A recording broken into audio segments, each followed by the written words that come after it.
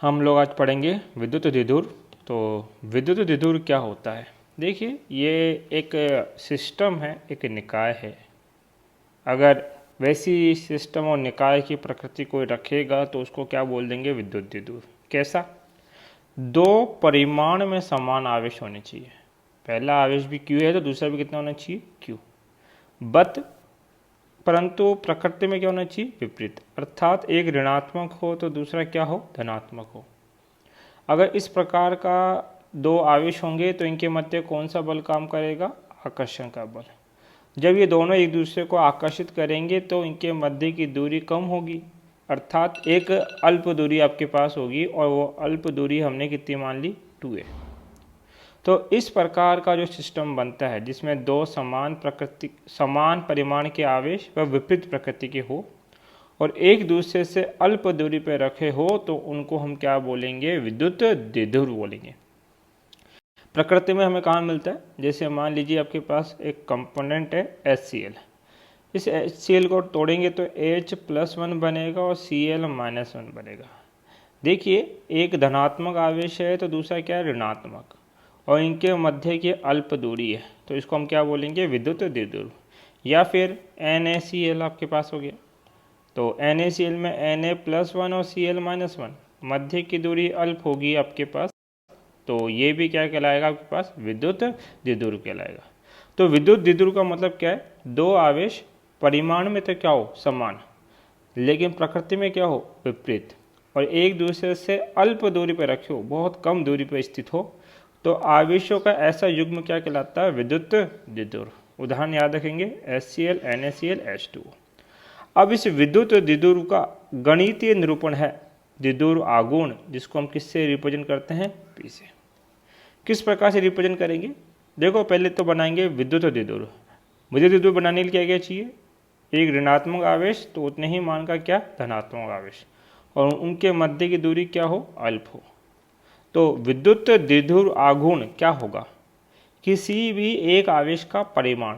जब मैं परिमाण बोलूँगा तो आपके पास P मोड लेना है, तो किसी भी एक आवेश का परिमाण, तो ऋणात्मक आवेश का परिमाण लोगे या धनात्मक आवेश का परिमाण लोगे तो परिमाण कैसा आएगा? पॉजिटिव ही आएगा, क्योंकि हम मोड में लेंगे। तो परिभाषा क्या है? किसी भी एक आवेश का परिमाण कितना ले लिया? Q, और उनके मध्य की दूरी कितनी है? 2a। इनका ये जो गुणनफल है, इस गुणनफल को हम क्या बोलते हैं? विद्युत द्विध्रुव आघूर्ण। P बराबर Q गुणा में क्या? 2a। तो विद्युत द्विध्रुव आघूर्ण क्या होता है? किसी एक आवेश का परिमाण तथा दोनों आवेशों के मध्य की अल्प दूरी अर्थात 2a का गुणनफल क्या कहलाता है? विद्युत द्विध्रुव आघूर्ण। ये विद्युत द्विध्रुव आघूर्ण कैसी राशि है? सदिश।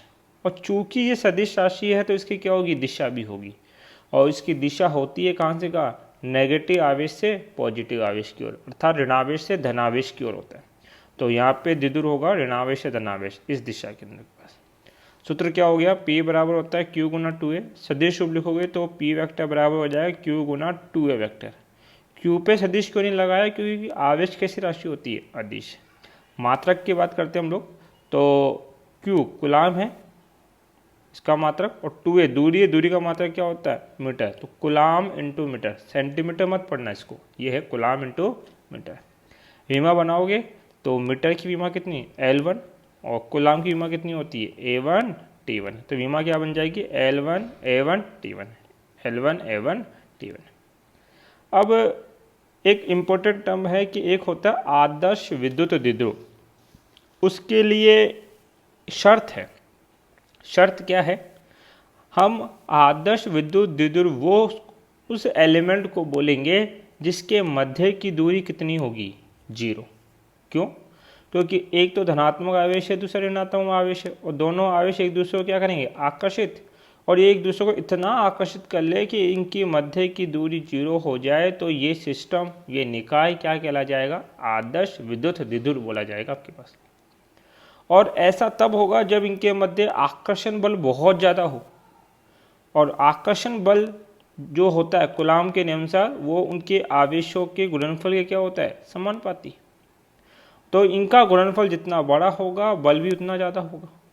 तो हम बोलेंगे दूरी 0 हो, इसके लिए शर्त ये होनी चाहिए कि आवेशों के मान कितने हो जाए, अनंत, क्योंकि बहुत बड़े मान होंगे तो उनके मध्य आकर्षण बल बहुत ज़्यादा होगा और दूरी कितनी हो जाएगी, 0। तो क्वेश्चन है आपके बुक के अंदर कि आदर्श विद्युत द्विध्रुव के लिए आवश्यक शर्त लिखिए। आवश्यक शर्त है मध्य की दूरी कितनी हो, 0, और आवेश के मान कितने हो जाए, अनंत आपके पास। हमें विद्युत द्विध्रुव के कारण अक्षय रेखा पर स्थित बिंदु पे क्या ज्ञात करना है, विद्युत क्षेत्र की तीव्रता।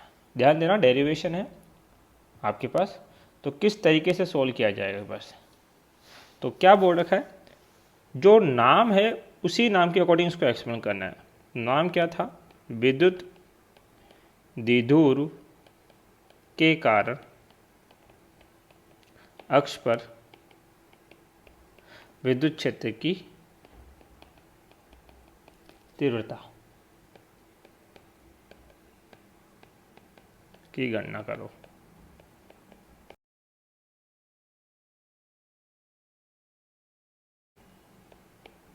यह कीजिए। तो सबसे पहले विद्युत द्विध्रुव बनाएंगे। द्विध्रुव कैसे बनता है, एक ऋणात्मक आवेश, उतना ही क्या होता है, धनात्मक आवेश।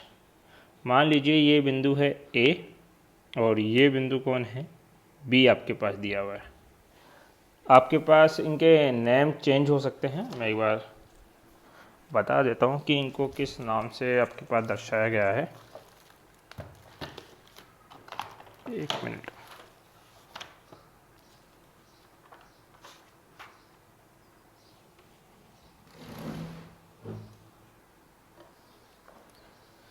ये ए है और ये बिंदु क्या है, बी है।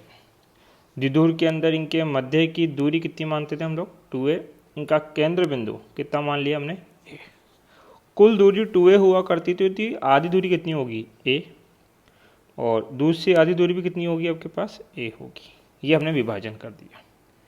अक्ष का मतलब क्या है कि केंद्र से, इसका ये केंद्र है, केंद्र से कुछ r दूरी के ऊपर, ये कुछ r दूरी के ऊपर है, इसी रेखा में, जिस रेखा में ये ऋणात्मक और धनात्मक आवेश रखे गए हैं, उसी रेखा में एक बिंदु कौन हो, P, और हमें इस बिंदु P पे क्या ज्ञात करनी है, विद्युत क्षेत्र की तीव्रता का मान ज्ञात करना है। तो वो किस प्रकार से ज्ञात करेंगे, सबसे पहले ये देखिए कि A आवेश से इस P की दूरी कितनी होगी, वो दूरी मुझे चाहिए। तो देखो यहाँ से लेके यहाँ तक की दूरी कितनी है, R, और इस दूरी का मान कितना दे रखा है, A। अगर मैं R में से A को घटा दूँ तो A से P के मध्य की दूरी बच जाएगी, कितना बचेगा, R माइनस A। इसी प्रकार से मुझे B से लेके P तक की दूरी चाहिए, तो वो दूरी मैं किस प्रकार से निकालूंगा, आपके पास ये दूरी कितनी है, R, और ये दूरी कितनी है आपके पास, A। दोनों को जोड़ दूंगा तो B से P की दूरी आ जाएगी, अर्थात R प्लस A। ठीक है, अब ध्यान दीजिए, आपके पास जो बिंदु P है ये रहा, इस बिंदु P के समीप कुल कितने आवेश हैं, 2। एक तो आवेश A धनात्मक, एक आवेश B ऋणात्मक। यदि आवेश 2 हैं तो फिर विद्युत क्षेत्र भी कितने उत्पन्न होंगे, 2 उत्पन्न होंगे, क्योंकि आपने अब तक एक ही नियम पढ़ा है कि अगर बिंदुवत आवेश Q दिया हो और R दूरी पे बिंदु P हो तो विद्युत क्षेत्र की तीव्रता का मान कितना होता है, KQ/R² आपके पास होगा। और यदि ये आवेश धनात्मक है तो विद्युत क्षेत्र लंबवत बाहर की ओर होगा, और आवेश अगर ऋणात्मक है तो विद्युत क्षेत्र की दिशा आवेश के ओर होगी। तो पहले ए के कारण आवेश लिखते हैं। तो जो ए बिंदु है उस पर धनात्मक आवेश है, जिसके कारण जो विद्युत क्षेत्र की तीव्रता होगी बिंदु P से बाहर जाती हुई होगी, और ये विद्युत क्षेत्र क्या होगा, E। हमें इस विद्युत क्षेत्र E का मान लिखना है। तो विद्युत क्षेत्र की तीव्रता लिखने के लिए क्या क्या चाहिए, एक तो आवेश पता होना चाहिए, और एक आवेश से जिस बिंदु तक ज्ञात कर रहे हो वहाँ की दूरी। तो K, ए पे आवेश कितना है, Q/, ए से कहाँ तक ज्ञात कर रहे हो, P तक। ए से कहाँ ज्ञात कर रहे हो, P तक, तो ए से P की दूरी कितनी दे रखी है, R माइनस ए। तो ये हो जाएगा R माइनस ए का होल स्क्वायर। इसी प्रकार से आपके पास ये जो बी आवेश है जो कि कौन सी प्रकृति का, ऋणात्मक, इसके कारण बिंदु P के ऊपर विद्युत क्षेत्र की तीव्रता होगी और आवेश की ओर होगी, मतलब ऋणात्मक आवेश की ओर होगी, और ये तीव्रता कितनी होगी, EB। तो EB का मान कितना होगा, EB का मान होगा K, आवेश का मान Q, हम परिमाण निकाल रहे हैं इसलिए मैं मोड ले रहा हूँ, KQ बट्टा B से लेकर P तक की दूरी कितनी है, R प्लस A का क्या, होल स्क्वायर आपके पास। यहाँ बात ये समझेंगे कि आपका सूत्र यह है कि विद्युत क्षेत्र की तीव्रता का मान कितना होता है, KQ/R²। तो जिसकी दूरी ज़्यादा होगी उसकी विद्युत क्षेत्र की तीव्रता का मान क्या होगा, कम होगा, क्योंकि E और R एक दूसरे के क्या है, व्युत्क्रमानुपाती। तो यहाँ क्या बोला जाएगा, दो दूरी हैं, एक तो A बिंदु से और एक B बिंदु से। A से P तक की दूरी कितनी है, R माइनस है, और B से P तक की दूरी कितनी है, R प्लस है। बड़ा कौन है, B की दूरी। कहा था जिसकी दूरी ज़्यादा होगी उसका विद्युत क्षेत्र क्या होगा, कम। A के कारण विद्युत क्षेत्र EA है और B के कारण विद्युत क्षेत्र कितना है, EB। तो हम बोलेंगे EA का मान बड़ा है किससे, EB के मान से। ऐसा क्यों, क्योंकि जो बिंदु P है उस पर दो विद्युत क्षेत्र आ रहे हैं, एक तो विद्युत क्षेत्र आ रहा है EA और दूसरा विद्युत क्षेत्र कौन आ रहा है, EB। हमें इन दोनों विद्युत क्षेत्रों को सोल्व करना है। अब देखिए आपको पता है कि मान लीजिए इधर 6 न्यूटन बल लग रहा है और इधर 4 न्यूटन बल लग रहा है, तो इस बिंदु पर परिणाम बल कितना बताओगे। बोले सर ये विपरीत प्रकृति में है, विपरीत दिशाओं में है तो घट जाएंगे, तो जो परिणामी बल लगेगा वो लगेगा 6 - 4 कितना, 2, और 2 किधर लगेगा, बड़े वाले बल की दिशा में, इस दिशा में लग रहा है। तो यही सेम काम यहाँ पे है। विद्युत क्षेत्र चूंकि सदिश राशि है तो अगर समान दिशा में होती तो जोड़ देते हो, और विपरीत दिशा में तो घटानी पड़ेगी। लेकिन घटाएंगे तब जब आपको ये पता हो कि कौन सा बड़ा और कौन सा छोटा। उस बड़े और छोटे को बताने के लिए आपको ये कॉन्सेप्ट समझाया गया है। तो EA का मान बड़ा है और EB का मान क्या है, छोटा। अब हम बोल सकते हैं कि जो परिणामी विद्युत क्षेत्र होगा वो कितना होगा, वो होगा बड़े में से क्या घटा देंगे, छोटे का मान। EA का मान आप निकाल चुके हो, KQ/R माइनस A का होल स्क्वायर माइनस EB का मान कितना होता है, KQR प्लस A का क्या, होल स्क्वायर। अब मैथमेटिक्स है ये केवल, हमें तो इसके अक्ष के ऊपर क्या निकाल रहे हैं, विद्युत क्षेत्र। तो E अक्ष याद कर रहे हैं। देखिए दोनों टर्म में KQ क्या है, कॉमन। क्या बचेगा, 1/R माइनस A का whole square minus 1/R plus A का होल स्क्वायर। KQ वापिस एज इट इज, इस टर्म का ले लो LCM। LCM इनका गुणा है, R माइनस A का होल स्क्वायर और R प्लस A का क्या, होल स्क्वायर। वैल्यू पुट करोगे वर्ज करके, R प्लस A का whole square minus R minus A का क्या, होल स्क्वायर। और यहाँ पे गणित के जो आपने 9th 10th में फॉर्मूले पढ़ते हैं वो काम में लेंगे। नीचे की तरफ देखिए, एक फॉर्मूला पढ़ा आपने, A minus B bracket A plus B क्या होता है, A² माइनस B²। तो R माइनस A और R प्लस A क्या लिखा जाएगा, R² माइनस A² का क्या चल रहा है, होल स्क्वायर। ऊपर देखो A प्लस B का क्या है, होल स्क्वायर है, तो वैल्यू पुट कर दो ओपन करके।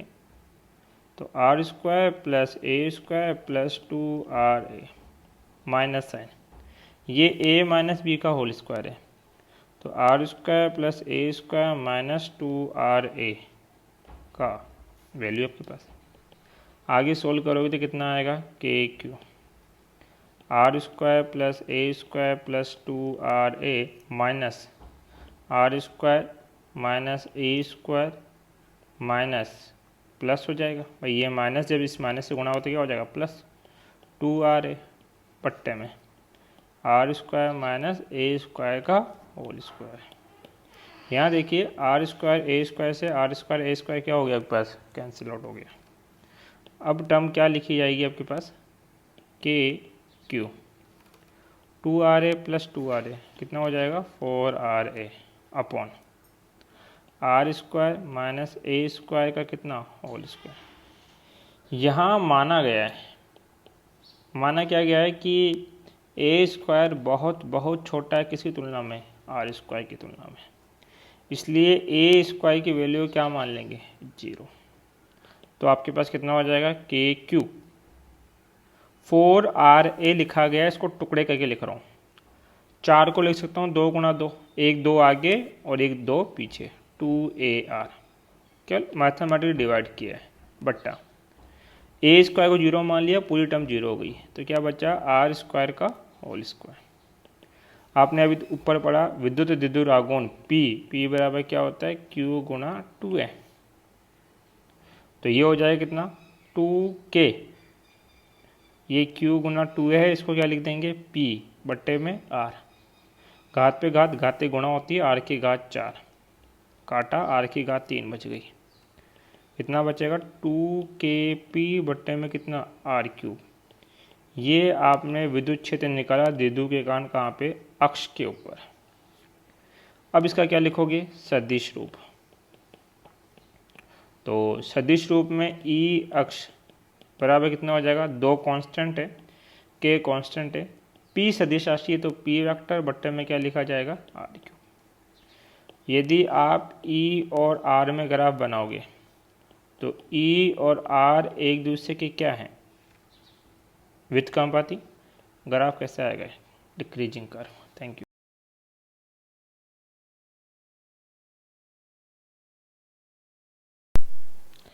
अब हम देखेंगे कि जो अभी हमने पढ़ा उसको नोट्स में किस प्रकार से आपको लिखना है। तो विद्युत द्विध्रुव के कारण अक्षीय रेखा पर स्थित बिंदु पर हमने क्या निकाला, विद्युत क्षेत्र की तीव्रता। तो माना एक द्विध्रुव है, द्विध्रुव कौन है -Q और +Q आपके पास गिवन है कि अक्षीय रेखा पर केंद्र से r दूरी पर बिंदु P स्थित है। यहाँ पे बिंदु कौन स्थित है, P स्थित है, जिस पर विद्युत क्षेत्र की तीव्रता ज्ञात करनी है हमें। ठीक है, तो आपके पास इस ए बिंदु पे जो +Q है उसके कारण विद्युत क्षेत्र किधर होगा, बाहर की ओर, कितना होगा KQ/R - A का होल स्क्वायर, और जो ऋणात्मक आवेश है इसके कारण विद्युत क्षेत्र किधर होगा, आवेश की ओर, वो कितना होगा KQ/R + A का होल स्क्वायर। जहाँ R+A बड़ा है किससे, R - A से, तो जिसका विद्युत दूरी ज़्यादा होगी उसका विद्युत क्षेत्र क्या हो जाएगा, कम, इसलिए EB कम है किससे, EA से। अब बिंदु P के ऊपर 2 विद्युत क्षेत्र हैं, EA और EB, दोनों एक दूसरे के विपरीत हैं, तो परिणामी विद्युत क्षेत्र घट जाएगा। घटाना किस में से, बड़े में से छोटे को, तो बड़ा कौन है EA, छोटा कौन है EB, अर्थात EA - EB, ये किसका मान आया, परिणामी विद्युत क्षेत्र, जिसको हम बोलेंगे अक्षीय विद्युत क्षेत्र। फिर KQ दोनों में हम लोग कॉमन ले लेंगे, ये KQ कॉमन ले लिया, क्या बचा 1/R - A का whole square minus 1/R + A का होल स्क्वायर। एलसीएम क्या आएगा, एलसीएम आएगा इन दोनों का गुणा, जो कितना लिखा जाएगा के पास R - A और R + A, जिसको फिर बाद में हम A - B के होल स्क्वायर से सोल्व करके लिख देंगे R² - A² का होल स्क्वायर आपके पास। ठीक है, ऊपर क्या बचेगा R + A का स्क्वायर माइनस R - A का होल स्क्वायर आपके पास, जहाँ आपके पास इसको A + B के होल स्क्वायर से ओपन करेंगे तो कितना हो जाएगा R² + A² + 2R है, फिर माइनस साइन, इसको ओपन करेंगे तो कितना होगा R² - A² + 2R है आपके पास, जहाँ R² और A² आपस में क्या हो गया कैंसिल आउट, क्या बचा 2R है आपके पास। तो विद्युत क्षेत्र का मान कितना हो गया KQ 4R है अपॉन में कितना, और यहाँ हमने मान लिया कि A² बहुत छोटा है किसके मान से, R² से, इसलिए A² का मान कितना मान लिया जाएगा 0। अगर ये 0 हो गया तो R² का होल स्क्वायर क्या होता है R की घात 4, तो R की घात 4।